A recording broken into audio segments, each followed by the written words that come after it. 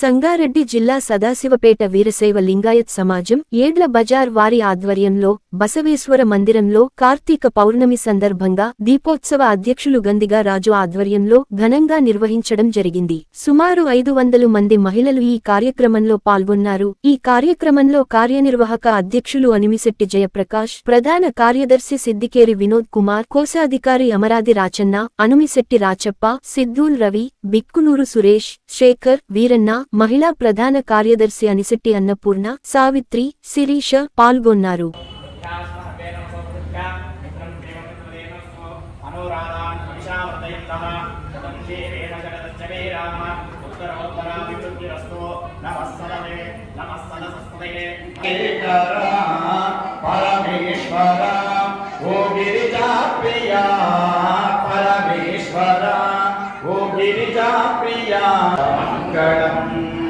Sasidhara మహేశ Mangalam Chandrasekhara సురగణేంద్ర సన్నుత Chandrasekhara సురగణేంద్ర సన్నుత